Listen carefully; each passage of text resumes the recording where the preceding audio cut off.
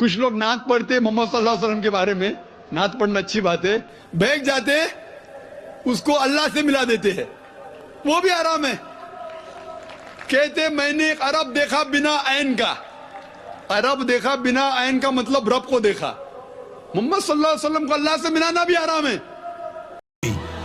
اور رسول اللہ صلی اللہ علیہ وسلم نے سارے صحابہ کو کہا کہ میرے ہاتھ پہ بیعت کرو، تو جب سب نے ہاتھ رکھا بیعت کرنے کے لیے، آیت نازل ہوئی اور کیا کہا اللہ نے کہ یا رسول اللہ، جس ہاتھ کے اوپر سب نے ہاتھ رکھ کے بیعت کی ہے وہ تیرا ہاتھ نہیں میرا ہاتھ ہے۔ ہم رسول اللہ کے ہاتھوں کو اللہ کا ہاتھ کہہ دیں تو شرک ہے، اللہ اپنے حبیب کے ہاتھ کو اپنا ہاتھ کہے تو پھر کیا ہے؟ کچھ لوگ نعت پڑھتے محمد صلی اللہ علیہ وسلم کے بارے میں، نعت پڑھنا اچھی بات ہے، بہک جاتے اس کو اللہ سے ملا دیتے ہیں۔ یہ کون سا اسلام بیان کر رہے ہو تم؟ یہ کون سا دین ہے؟ کون سا اسلام ہے یہ؟ قرآن اور حدیث کے مطابق اگر اسلام ہے تو پھر خواجہ خواجہ نہیں ہے، صرف کبھی کبھی خواجہ ہے، کبھی کبھی اس کی زبان میں اللہ بولتا ہے۔ حضور کا وسیلہ مانگنا کیا شرک ہے؟ جو لوگ رسول اللہ صلی اللہ علیہ وسلم سے مدد مانگتے ہیں اور کہتے ہیں کہ آپ وسیلہ ہیں، وہ اللہ سے لے کر ہم کو دیتے ہیں، تو کیا یہ شرک ہوتا ہے؟ جی ہاں، بالکل شرک ہوتا ہے۔ ڈائریکٹ اللہ سے مانگیں آپ، یہ تو پھر کہتا ہے کہ اس کے نزدیک تو محمد صلی اللہ علیہ وسلم سے مدد مانگنا بھی شرک ہے۔ اور تم کون سے اسلام کی تشریح بیان کر رہے ہو یار؟ یہ کون سا دین ہے؟ یہ کیا کھلواڑ ہے دین کے ساتھ؟ قرآن کو پڑھو قرآن کو۔ اگر محمد رسول اللہ سے مدد مانگنا شرک، مولا علی سے مدد مانگنا شرک، غوث اعظم سے مدد مانگنا شرک، سرکار گوھر شاہی سے مدد مانگنا شرک، یہ باتیں تمہیں معلوم ہیں، اللہ کو کیوں نہیں پتا؟ اگر اللہ کو یہ باتیں پتا ہوتی تو وہ کہتا امت کو کہ دین کی خدمت کرو، دین کی مدد کرو، محمد رسول اللہ کی تعظیم کرو، محمد رسول اللہ کی مدد کرو۔ کبھی کہتا اللہ؟ تو معلوم یہ ہوا کہ یہ گمراہی کا راستہ ہے، یہ قرآن کے خلاف، دین اسلام کے خلاف سازش ہے، یہ غداری ہے دین کے خلاف، یہ ایک ایسا فتنہ ہے کہ جس کے ذریعے دین اسلام کی جڑیں کھوکھلی ہوتی ہیں۔ انسان اس دنیا میں مدد کے بغیر نہیں چل سکتا۔ حضور کا وسیلہ مانگنا کیا شرک ہے؟ جو لوگ رسول اللہ صلی اللہ علیہ وسلم سے مدد مانگتے ہیں اور کہتے ہیں کہ آپ وسیلہ ہیں، وہ اللہ سے لے کر ہم کو دیتے ہیں، تو کیا یہ شرک ہوتا ہے؟ جی ہاں، بالکل شرک ہوتا ہے۔ ڈائریکٹ اللہ سے مانگیں آپ۔ کہتے ہیں لوگ اللہ سے ڈائریکٹ مانگنا جو ہے چاہیے، کسی نبی کو، ولی کو پکارنا شرک ہے۔ یہ تصور جو ہے باطل ہے، کیونکہ نبی اور ولی اللہ کی طرف سے بھیجے جاتے ہیں۔ نبی اور ولی کے پاس اپنی کوئی طاقت ہوتی ہے؟ اپنا کوئی علم ہوتا ہے؟ اللہ کی دی ہوئی طاقت ہوتی ہے، اللہ کے دیے ہوئے معجزات ہوتے ہیں، ہے نا بھائی، اللہ کی طاقت ہوتی ہے۔ تو جو اللہ کی طرف سے آتے ہیں، جو ہستیاں اللہ کی طرف سے آئیں دنیا میں، مرسلین ہوں، انبیاء ہوں، صالحین ہوں، فقراء ہوں، شہداء ہوں، وہ تو اللہ والے ہیں، وہ تو حزب اللہ ہیں، وہ غیر اللہ کہاں ہیں؟ لیکن مولویوں کی یہ بات سمجھ میں نہیں آتی۔ جن کا اللہ سے تعلق نہ ہو اور آپ ان سے مانگیں، ان کو اپنا مددگار بنائیں، تو وہ شرک ہے۔ اب جیسے کوئی جعلی پیر ہے، اس میں تو اللہ نہیں ہے، لیکن اس کے مریدین تو گردن جھکاتے ہیں اس کے آگے۔ ایسے انسان کے آگے سر جھکانا بھلے ادب میں، جس میں اللہ نہ ہو، شرک ہے۔ ایسے مزار کی چوکھٹ کو جا کے چومنا، جس مزار میں مزار والے کی بوسیدہ ہڈیاں ہوں اور وہ کسی ولی اللہ، کسی صالحین میں سے کسی کا مزار نہ ہو، ایسے مزار کی چوکھٹ کو چومنا بھی شرک ہے۔ اور جن کے اندر اللہ ہے، ان کے آگے جھکنا تو اللہ کے آگے جھکنا ہے، ان سے مانگنا تو اللہ سے مانگنا ہے، کیونکہ ان تو آئے اللہ کی طرف سے ہیں، ان کے پاس جو کچھ بھی اللہ کا دیا ہوا ہے، وہ غیر اللہ تو نہیں ہے نا۔ اب چونکہ ہمارا فارمولا یہ ہے، اس لیے ہمارے دل میں جو ادب کا معیار ہے وہ اللہ ہے۔ اچھا، جس کا معیار اللہ نہیں ہے، مذہب ہے، وہ گھاٹے میں رہتا ہے۔ ہمارا معیار کیا ہے؟ اللہ. ہم نے دیکھا گرو نانک دیو جی میں اللہ ہے، ہم جھک گئے، تو اللہ کو دیکھ کے جھکے نا. ہم نے دیکھا کہ بھئی سائے بابا کے اندر اللہ ہے، ہم اس کے آگے بھی جھک گئے. ہم نے دیکھا بابا فرید کے اندر اللہ ہے، ہم اس کے آگے بھی جھک گئے. لیکن یہ جو مذہب والے لوگ ہیں ان کو سمجھ میں نہیں آیا. انہوں نے کہا لے سائے بابا تو ہندو ہے، یہ تو مشرک ہو گیا. اس نے کہا لے گرو نانک تو سکھ ہے، اس کے آگے جھک گیا، یہ تو مشرک ہو گیا. لیکن یہ تمہارا علم غلط ہے نا. نہ صاحب بابا غیر اللہ ہے، نہ سنت کبیر غیر اللہ ہے، نہ گرو نانک غیر اللہ ہے. جن کے اندر اللہ آ گیا وہ غیر اللہ کدھر ہے؟ شرک اللہ کے ساتھ ہوتا ہے. تو شرک کا اطلاق بھی اللہ کی وجہ سے ہونا چاہیے، مذہب کی وجہ سے ہونا چاہیے. جس میں اللہ ہے وہ اللہ والا ہے، جس میں اللہ نہیں ہے اس کے آگے جھکنا شرک ہے، بھلے اس کا کوئی بھی دین ہو. جس کے اندر اللہ آ گیا اس کے آگے جھک جاؤ، وہ تو اللہ ہی ہے. پھر یہ کہتے ہیں کہ قبروں سے جا کے مانگنا شرک ہے. خدا کی قسم، مسند احمد کی حدیث ہے، مشکات شریف میں آئی ہے. امام ابو حنیفہ نے اس کو روایت کیا ہے. اور حدیث کیا کہتی ہے؟ جب تم کسی معاملے میں پریشان ہو جاؤ اور وہ علم تمہیں کہیں سے نہ ملے، اس مسئلے کا حل تمہیں کہیں سے نہ ملے، تو اہل قبور سے مدد مانگو. اہل قبور کون ہیں؟ وہ بزرگ ہستیاں جن کا انتقال ہو گیا، اپنے مزاروں میں سو. تو یار اللہ والوں کی قبروں کے اندر اللہ والوں کی روحیں بس رہی ہیں، وہ زندہ ہیں. اگر ان لوگوں سے مدد مانگنا شرک ہوتا تو محمد رسول اللہ سے زیادہ توحید جانتے ہو تم. جو محمد رسول اللہ فرما رہے ہیں کسی معاملے میں پریشان ہو جاؤ تو اہل قبور سے مدد حاصل کرو. روایت کرنے والا امام ابو حنیفہ ہے، انہوں نے اس کو نقل کیا ہے. جو بھی راوی تھا، مشکات شریف میں تو بہت سے ان کی ہیں نا، مسند احمد میں بھی آئی ہے یہ حدیث. سرکار نے فرمایا کہ اب جو قبر ہے کسی ولی اللہ کی، تو ولی اللہ کی صرف روح اوپر جاتی ہے، یہ باقی لطائف تو سارے اس کے قبر میں ہی ہوتے ہیں، ولی بن کر کے بیٹھ جاتے ہیں. یہ سیدی یونس الگوہر سائی ہیں، جن کے چینل کا نام اسکرین پر شو کر رہا ہوگا، الرا ٹی وی.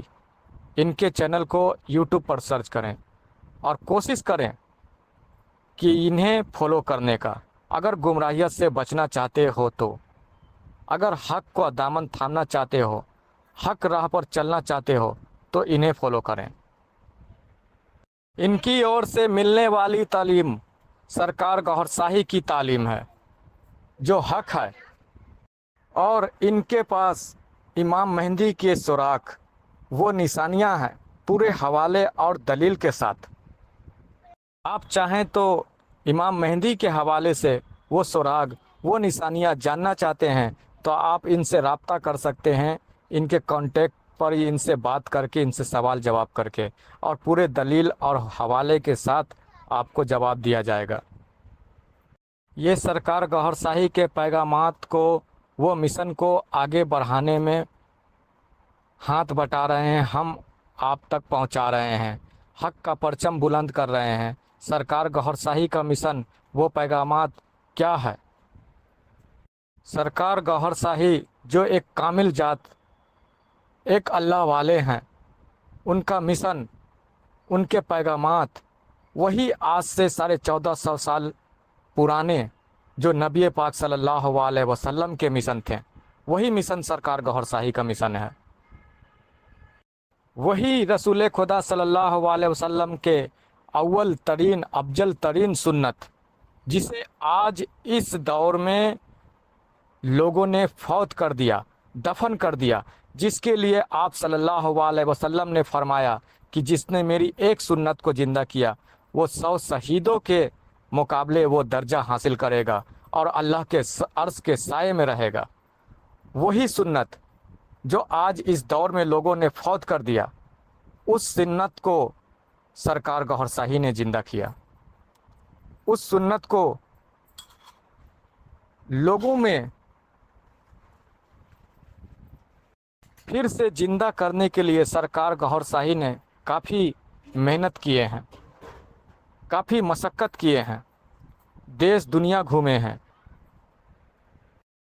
گاؤں شہر قصبے ہر جگہ گھومے ہیں، ताकि रसूल खुदा सल्लल्लाहु अलैहि वसल्लम की उस सुन्नत को जिससे लोगों ने फौत कर दिया, जिसे दफन कर दिया, उसे फिर से ज़िंदा किया जाए। इसके लिए सरकार गौहर शाही ने लोगों के ताने मसले सुने, काफ़ी हद तक नदामतों का सामना किया, फिर भी रसूल खुदा सल्लल्लाहु अलैहि वसल्लम का दामन नहीं छोड़ा। ये हैं वो मर्द कामिल सरकार गौहर शाही, और इनके जानसी हैं ये सैयदी यूनुस अल गौहर शाही, जिन्हें सरकार गौहर शाही ने गद्दी पर बिठाया और सरकार ने अपना मिशन का पूरा भाग दौड़ जिम्मेवारी इन्हीं के कंधे पर सौंपा। आज ये सैयदी यूनुस अल गौहर शाही देश दुनिया में सरकार गौहर शाही का पैगाम फैला रहे हैं, हक का परचम बुलंद कर रहे हैं। आज इनके फॉलोवर, इनके सब्सक्राइबर चैनल पर लाखों से भी ऊपर है, 1 लाख से भी प्लस है। आप देख सकते हैं इनके चाहने वाले, इनके मानने वाले को। और इन्होंने जो रसूलुल्लाह सल्लल्लाहु अलैहि वसल्लम की अव्वल तरीन, अफजल तरीन, पहला सुन्नत जो दफन हो चुका था, जिसे इन्होंने ज़िंदा किया, वो सुन्नत कौन सी है? वो सुन्नत वही है कि जब आपके लिए नमाज फ़र्ज़ नहीं हुई थी, जब आप पर हज फ़र्ज़ नहीं हुए थे, जब आप पर ज़कात फ़र्ज़ नहीं हुए थे, जब कुरान नाजिल नहीं हुई थी, तब रसूल खुदा सल्लल्लाहु अलैहि वसल्लम ने अव्वल तरीन अमल जो अपनाया, जो तरीक़ा चलाया, जो सुन्नत हुजूर की थी, वो सुन्नत थी दिलों को कलमा पढ़ाना, नफ्स को कलमा पढ़ाना। आज दिलों को कलमा पढ़ाने वाली सुन्नत, नफ्स को कलमा पढ़ाने वाली सुन्नत लोगों ने फौत कर दिया है, दफन कर दिया है। इसी सुन्नत की ओर हुजूर नबी पाक सल्लल्लाहु अलैहि वसल्लम ने इशारा किया था। ये दाढ़ी रखने वाली, सुरमे लगाने वाली, सर पे इमामे रखने वाली, कुर्ते पैजामे पहनने वाली सुन्नत नहीं, ये तो फौत नहीं हुई है। ये फौत कब हुई थी, दफन कब हुई थी, ये तो लोग अपना रहे हैं। असल सुन्नत जो लोगों ने दफन कर दिया था, जिस पर लोग अमल पैरा नहीं थे, जिसे भुला दिया था, उस सुन्नत की ओर हुजूर पाक ने इशारा किया था कि जिसने एक सुन्नत को ज़िंदा किया, वो 100 शहीदों के मुकाबले वो दर्जा पाएगा, वो दर्जा बुलंद उसका होगा और अल्लाह के अर्श के साए में होगा। तो उस सुन्नत को ज़िंदा करने वाले सरकार गौहर शाही हैं, और सरकार गौहर शाही के नुमाइंदा सैयदी यूनुस अल गौहर शाही हैं, जो आज दुनिया भर में सरकार गौहर शाही से पेश की गई तालीम, हुजूर नबी पाक सल्लल्लाहु अलैहि वसल्लम की वो अव्वल तरीन सुन्नत, उसे ज़िंदा करने में, मिशन में हाथ बटा रहे हैं सैयदी यूनुस अल गौहर शाही। वरना आज जिन जिन लोगों ने फौत कर दिया है, जो लोग नहीं जानते हुजूर की असल सुन्नत के बारे में, उनसे पूछें कि क्या तुम कलमा पढ़ते हो, कलमा तैयब तुमने पढ़ा? तो बोलता है कि हाँ पढ़ा। क्या तुम्हारे नफ्स ने कलमा पढ़ा? तो कहता है कि नफ्स को क्या कलमा पढ़ाना, कल्ब कैसे कलमा पढ़ेगा? अरे जुबान से पढ़ लिए, जुबान ही से तो पढ़ा जाता है। इस तरह से ऐंठते हैं, इस तरह से बोलते हैं, और असल सुन्नत के बारे में नहीं जानते कि दिलों को भी कलमा पढ़ाना है, नफ्स को भी कलमा पढ़ाना है। और सरकार गौहर शाही का मानना है, सरकार गौहर शाही का कहना है, और सैयदी यूनुस अल गौहर शाही की जानिब से जो मिल रही तालीम, इन लोगों का कहना है कि जब तक तेरा नफ्स पाक नहीं होगा, जब तक तेरे कल्ब में अल्लाह का नूर नहीं उतरेगा, तेरे दिल अल्लाह का जिक्र नहीं करे, वो कलमा तैयब तेरे अंदर उतर ना जाए, तेरी रूह कलमा पढ़ ना ले, तब तक तुझे कामयाबी नहीं मिल सकती। तू वजूद से, अपने जिस्म से लाख तू अल्लाह के आगे सजदे कर, इबादत कर, तू कामयाब नहीं हो सकता। जब तक तेरे वजूद के अंदर जो तेरे नफ्स हैं, जो तेरे कल्ब हैं, वो कलमे से तरबतर ना हो जाए, कलमे के नूर से पाक ना हो जाए। तो वो तरीक़ा अमल सरकार गौहर शाही आज लोगों को बता रहे हैं, सैयदी यूनुस अल गौहर शाही बता रहे हैं, जो रसूल खुदा सल्लल्लाहु अलैहि वसल्लम ने नमाज, रोज़े, हज, ज़कात ये सब फ़र्ज होने से पहले, आज से 1450 साल पहले हुजूर पाक ने लोगों को बताया था और कलमा पढ़ाया था, नफ्स पाक किया था, कल्ब में कलमे का नूर उतारा था। फिर लोग जब मोमिन हो चुके तो बहुत बाद ये नमाज, रोज़े, हज, ज़कात फ़र्ज हुए। तो آج یہ دور بھی کچھ ویسا ہی دور ہو گیا ہے کہ جسے ضروری ہے کہ یہ حضور کی اول ترین سنت کو زندہ کیا جائے، نفس کو کلمہ، قلب کو کلمے سے، نور سے پاک کیا جائے، تب آپ نماز، روزے، حج، زکوٰۃ کریں تاکہ آپ کے نمازوں کا فائدہ مل سکے، آپ کے روزے اللہ کی بارگاہ میں قبول ہو سکے، آپ کی قرآن کی تلاوت اللہ قبول فرمائے، قرآن سے آپ کو ہدایت مل سکے۔ ورنہ دیکھیں، اگر ہدایت نہیں ملے گی، آپ کا قلب پاک نہیں ہوگا، آپ کا نفس جب کلمہ نہیں پڑھے گا، نفس پاک نہیں ہوگا، تو پھر ان جیسے لوگوں کی طرح آپ بھی رسول خدا صلی اللہ علیہ وسلم کی بارگاہ میں گستاخی کریں گے، اور یہ گستاخی ہے کہ حضور کو وسیلہ ماننا، حضور کو وسیلہ بنانا شرک ہے۔